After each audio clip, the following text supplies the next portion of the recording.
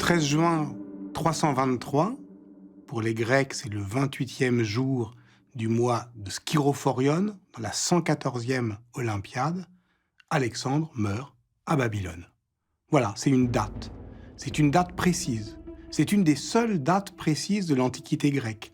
La seule, d'ailleurs, de la vie d'Alexandre qu'on puisse préciser au jour près, le 13 juin 323. Et c'est sa mort. Si l'on connaît la date aussi précisément, c'est grâce à ce fragment de tablette cunéiforme. Il s'agit d'un journal astronomique babylonien où la mort du roi est mentionnée. C'est l'une des rares dates connues avec certitude, donc, et peut-être aussi l'un des tout premiers événements globaux, puisque la nouvelle de cette mort retentit dans tout l'ancien monde, en Europe, en Afrique, en Asie. Commençons par un petit rappel des faits en forme de fiche signalétique. Alexandre III, dit le Grand, né en 356 avant notre ère à Pella, capitale du royaume de Macédoine. Il monte sur le trône de ce petit royaume du nord de la Grèce en 336. En une dizaine d'années, il va renverser le plus grand des empires antiques, l'empire perse achéménide. Lorsqu'il meurt, à 33 ans, il est à la tête d'un territoire qui s'étend de la Grèce aux abords de l'Inde. Mais ce qui fait événement dans la mort d'Alexandre, c'est aussi que c'est un tremplin vers le rêve. C'est aussi que, au fond, c'est un personnage qui meurt et immédiatement un mythe qui naît. C'est un visage qui disparaît et c'est une icône qui apparaît. Et ce qui arrive à nous, bien plus tard, c'est justement cette vague puissante de légende, bien plus forte que l'histoire, la légende d'Alexandre. Et au fond, la question que pose la mort d'Alexandre aux historiennes et aux historiens, c'est qu'est-ce qu'on fait d'une histoire qui est, comme ça, presque indissociable de son mythe.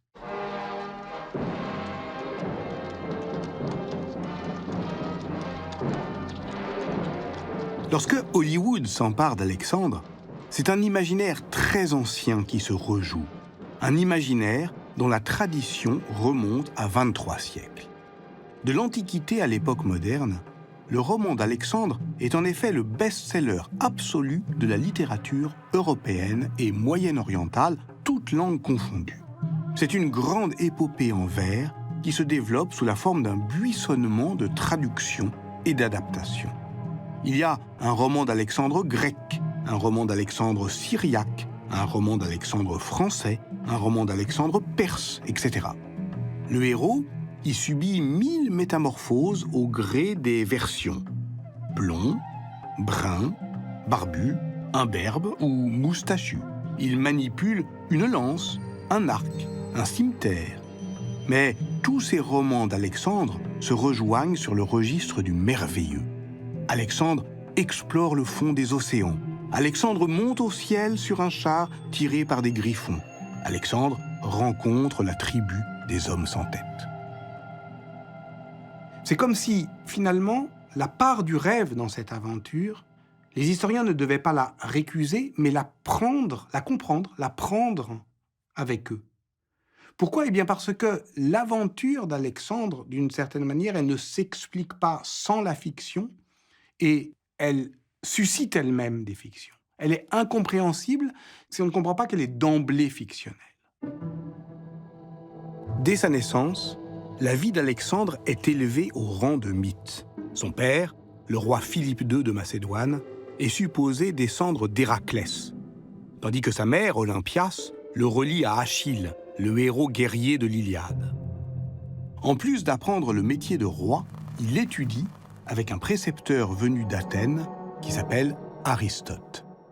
Pas un jour ne passait, affirme l'historien grec Plutarque, sans qu'il ne lise une page de l'Iliade, dont il pouvait citer par cœur de nombreux passages. Très tôt, il se rêve comme le successeur d'Achille. C'est extraordinaire comment, au fond, cet homme historique se sent préfiguré par un personnage de fiction. Et pour le comprendre, au fond, il faut aussi voir cette scène qui est peut-être une scène inaugurale de l'histoire qu'on a à raconter, qui est la scène d'Alexandre qui se recueille devant un tombeau, devant 2 tombeaux. La première visite se déroule en 331, à Ilione, sur la tombe supposée d'Achille. La seconde a lieu en 324, c'est-à-dire l'année qui précède sa mort. Il se rend alors à Passagarde, en Iran, pour visiter le tombeau de Cyrus le Grand, fondateur de l'Empire achéménide. Ce dédoublement, 2 tombes, la tombe d'un héros, la tombe d'un personnage historique, une tombe fictive, une tombe réelle, une tombe occidentale, le héros du monde occidental, Achille, et une tombe orientale, Cyrus le Grand.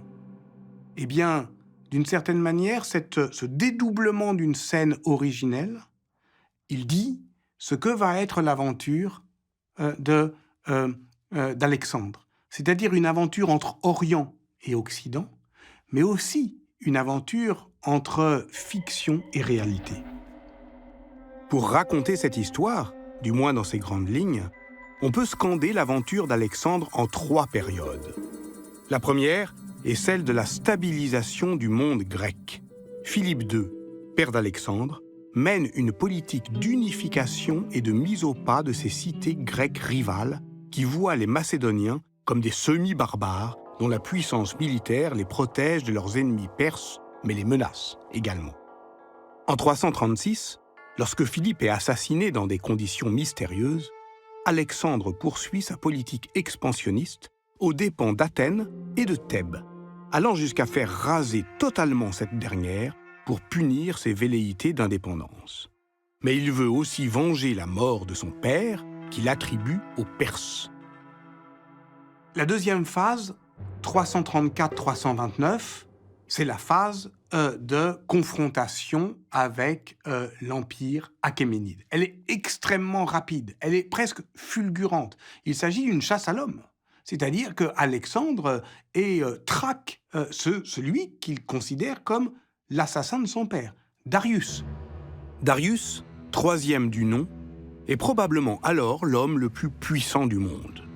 Il règne sur l'Empire achéménide, dont le cœur est en Perse, c'est-à-dire dans l'Iran actuel, mais qui s'étend depuis l'Europe orientale jusqu'aux abords de l'Inde.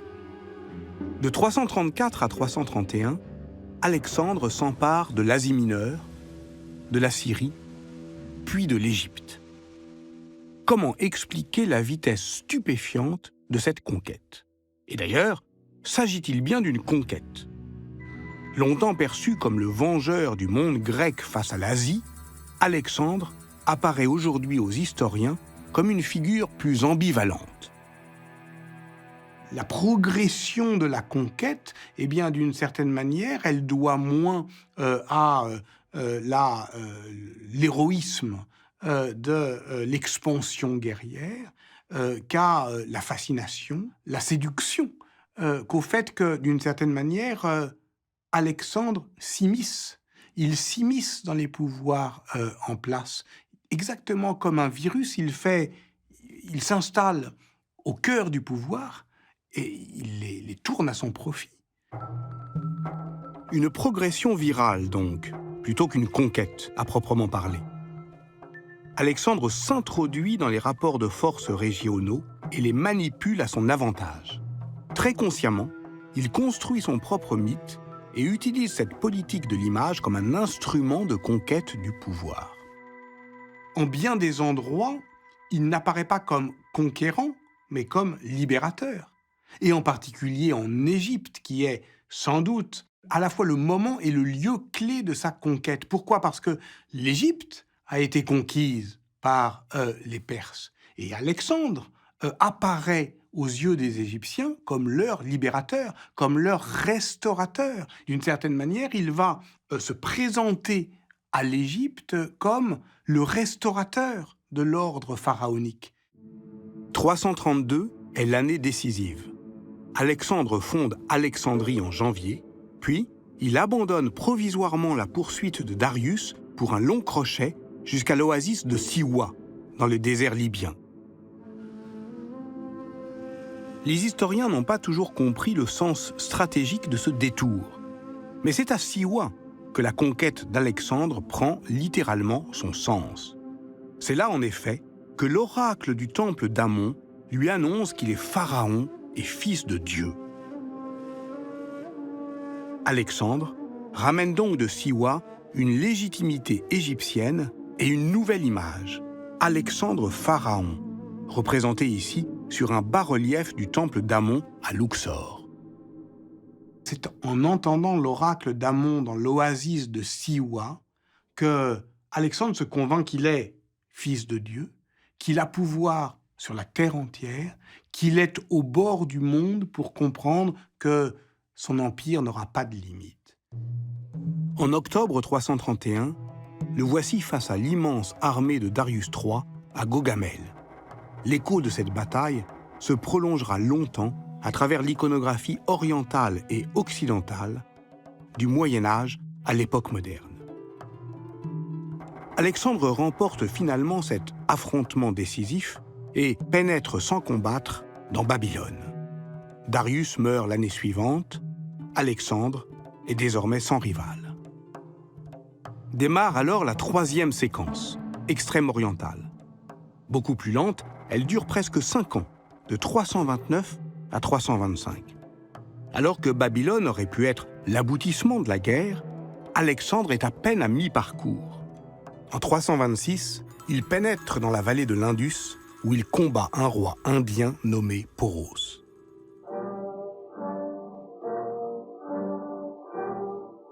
Cette fois-ci, c'est Bollywood qui s'emparera de cette bataille fameuse où les Macédoniens affrontent les éléphants de combat de Poros. Est-ce le moment de revenir chez soi? Les soldats l'exigent, mais Alexandre rêve d'atteindre le bord du monde. Son aventure semble alors hésiter, sans but. En 324, il est de retour en Perse, à Suse, où il épouse en secondes noces la princesse Statéra, fille de Darius. Il se donne donc ainsi une légitimité perse. Il se fait lui-même souverain achéménide. Et il demande à ses compagnons d'en faire autant. Et là, évidemment, il y a des résistances. Ces résistances, c'est « mais on est grec. Est-ce qu'on va s'orientaliser? Est-ce qu'on va, au fond, se laisser gagner par cette culture que l'on a combattue ?» C'est ce grand thème du conquérant qui finit par être conquis par sa conquête. De là naît aussi, chez les historiens grecs et latins, et notamment Quinte Curse, le motif de l'amollissement d'Alexandre, gagné par les langueurs orientales. Sa mort apparaît alors comme le point d'orgue de cet amollissement, une lente décomposition du corps et de l'âme du héros. De la mort d'Alexandre, on peut faire le récit jour par jour, presque heure par heure. Et ce, grâce aux citations que fait Plutarque des éphémérides royales, sorte de journal rédigé par Eumène de Cardia, le chancelier d'Alexandre, dans la tradition perse d'une écriture minutieuse et quotidienne du pouvoir.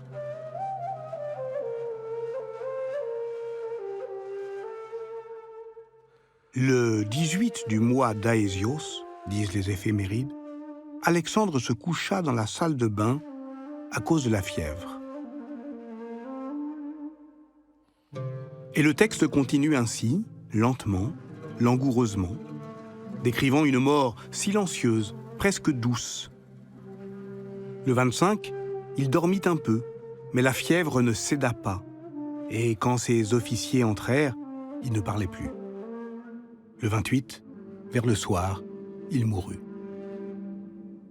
Pensez quand même, pour Alexandre, qui s'est rêvé héros grec, qui n'a pas passé un jour de sa vie sans lire un passage de l'Iliade, comme sa mort est loin de l'image qu'on peut se faire de la mort d'un héros, comme elle est peu héroïque, peu glorieuse, peu spectaculaire.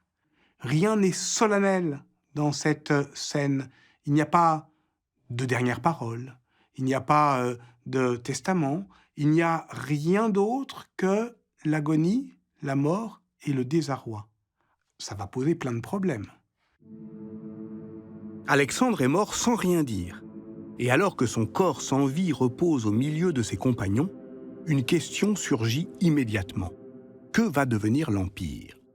Anne-Emmanuelle Weiss est spécialiste de l'Égypte après Alexandre. À la mort d'Alexandre, il y a deux héritiers possibles, deux héritiers légitimes. L'un est le demi-frère d'Alexandre, Philippe Aridée, et l'autre son fils posthume, Alexandre IV, le fils qu'Alexandre a eu avec la princesse iranienne Roxane. Le paradoxe, c'est que ni l'un ni l'autre de ces héritiers légitimes ne peuvent exercer la réalité du pouvoir. Alexandre IV, pour des raisons évidentes, et Philippe Aridée, le demi-frère, parce qu'il était atteint d'un mal mental incurable. Et cette situation tout à fait particulière a évidemment été propice à l'expression d'ambition personnelle, ambition portée par ceux que les historiens modernes ont coutume d'appeler les diadoques. Les diadoques sont les généraux d'Alexandre, ceux qui, à sa mort, sont rassemblés autour de son corps. Perdiccas, Ptolémée, Antigone le Borgne, Lysimaque, Léonatos, Eumène de Cardia, Séleucos. Chacun comprend que succédera à Alexandre celui qui saura mettre la main sur son image. Car la mort d'Alexandre est aussi la naissance d'une icône. Plutarque raconte comment chaque diadoque tentera de cultiver sa ressemblance physique avec le héros défunt. Mais pour l'instant, le premier enjeu de la succession est bien là, au centre de la pièce. Que va devenir le corps d'Alexandre ? Sera-t-il incinéré ? Sera-t-il inhumé ? En fait, on en est pratiquement certain, il est momifié. Et ça, c'est déjà quelque chose de fondamental. C'est un signe très fort. Ça veut dire qu'il est pharaonisé. Ça veut dire que le seul fait que l'on décide à ce moment-là, à Babylone, d'embaumer le corps d'Alexandre, fait signe vers l'Égypte et vers le pouvoir pharaonique, vers ce pouvoir sacré que Alexandre, justement, a rêvé. Mais les diadoques ont compris que celui qui mettra la main sur le corps et l'accompagnera jusqu'à sa dernière sépulture prendra une avance décisive sur la succession symbolique. Le corps d'Alexandre va donc être détourné. Et celui qui réussit ce détournement géographique et politique, c'est Ptolémée. Avec le corps d'Alexandre, Ptolémée peut s'affirmer comme le gardien de ce corps mort, de la même manière qu'il a été gardien du corps vivant en tant que garde du corps, somatophylacque pendant l'expédition d'Alexandre. Vis-à-vis des autres diadoques, cette appropriation du corps pose Ptolémée comme le principal héritier parmi ceux qui se revendiquent de cet héritage d'Alexandre. C'est qu'en plus du corps, il tient aussi la plume. À partir de 321, il écrit des mémoires qui sont la source de toute la tradition alexandrine. Bref, le souvenir d'Alexandre se forge aussi dans la fameuse bibliothèque d'Alexandrie, lieu fantasmé du rassemblement de tous les savoirs du monde. Dans les décennies qui suivent, la course à la légitimité alexandrine se transforme en un véritable bourgeonnement de royauté autoproclamée. Ce n'est plus la diffusion virale de la conquête du pouvoir par Alexandre, mais au contraire la division cellulaire qui peut servir de modèle. L'Empire éclate en une multitude de royaumes qui vont s'affaiblir les uns les autres. 20 ans après la mort d'Alexandre, seuls Séleucos à Babylone et surtout Ptolémée en Égypte se maintiennent véritablement. Ptolémée, qui a été nommé satrape d'Égypte à la mort d'Alexandre, fonde la dernière des dynasties pharaoniques, les Lagides, qui va durer 3 siècles et s'achèvera avec Cléopâtre en 30 avant notre ère. La société ptolémaïque, c'est une société de rencontres entre Grecs et Égyptiens, avec des mariages mixtes qui existent dès le IIIe siècle avant notre ère et qui semble s'être multipliée avec le temps, et une ouverture. Les Ptolémées ont fait le choix d'ouvrir les cadres de leur administration et de leur armée aux Égyptiens. Les Égyptiens, au fil du temps, ont acquis une place de plus en plus importante et des milieux qu'on pourrait qualifier de biculturels se sont constitués et là aussi sont de plus en plus nombreux au fil des décennies. Pendant qu'Alexandre meurt à Babylone, il est évidemment difficile de trouver ailleurs un événement aussi retentissant. La conquête d'Alexandre étant un événement global, la rumeur de sa mort parcourt le monde connu. Partout et à différentes échelles, la mort d'Alexandre provoque des effets. Au sud, en Nubie, l'apparition du royaume de Méroé. À l'est, l'émergence de l'empire Maurya dans le nord du sous-continent indien. En Grèce, Aristote est accusé d'athéisme et doit quitter Athènes. La République romaine n'est encore qu'une cité-État qui se débat avec les montagnards samnites au cours d'une guerre qui dure plus de 3 décennies. En Chine, c'est le temps des royaumes combattants. Le nord est unifié par le Qin et les populations nomades refluent au Shaanxi. Partout grondent les violences de la guerre. Au-delà de la brusquerie d'un événement de portée mondiale, la mort d'Alexandre est aussi un événement de longue durée. Ce rêve de l'empire universel, au fond, il relie l'Occident et l'Orient et il fonde, je dirais, un idéal commun ou en tout cas un horizon onirique en partage pour l'ensemble du monde connu à l'époque antique. Alors oui, on ne comprend pas Alexandre si on ne le voit pas se recueillir devant le tombeau d'Achille et le tombeau de Cyrus, le fondateur de l'empire achéménide. Mais pareillement, on ne comprend pas l'histoire qui suit la mort d'Alexandre si on ne voit pas que la visite au tombeau d'Alexandre devient le passage obligé de tous les empereurs, et pas seulement occidentaux, qui veulent justement tremper leur autorité, leur pouvoir dans ce rêve d'un empire universel. Durant l'époque romaine, plusieurs empereurs feront le déplacement jusqu'au mausolée d'Alexandre. Après César en 48 avant notre ère, c'est Auguste qui visite le tombeau en 30 avant notre ère. Mais au fait, où est le tombeau d'Alexandre? Le souvenir de sa localisation s'est perdu au IVe siècle de notre ère. Et pourtant, l'idée que le pouvoir universel s'acquiert par contact avec un précédent mythique va résister à cet oubli. Charlemagne ne peut plus visiter la tombe d'Alexandre, mais il visite le tombeau d'Adrien, qui lui-même a, dit-on, visité le tombeau d'Alexandre. Après la mort de Charlemagne en 814, ce sera Frédéric II qui visitera son tombeau à Aix-la-Chapelle, avant que Napoléon ne se rende sur celui de Frédéric de Prusse.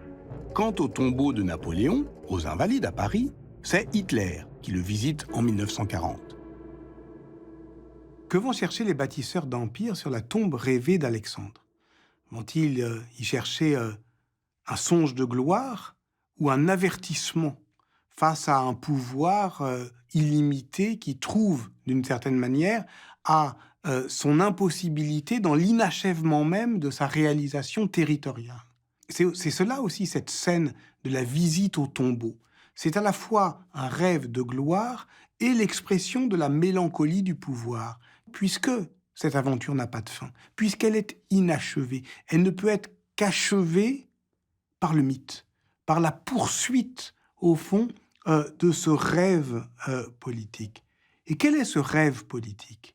C'est évidemment un rêve d'empire universel. C'est le rêve d'un monde qui tient les deux bouts, l'Orient et l'Occident. Ce monde-là, le monde qu'a rêvé Alexandre, personne ne le verra se réaliser. Mais il est toujours comme, au fond, un horizon, comme un horizon inaccessible comme tout horizon, car il recule lorsqu'on s'avance vers lui, mais cet horizon inaccessible, c'est évidemment la part du rêve.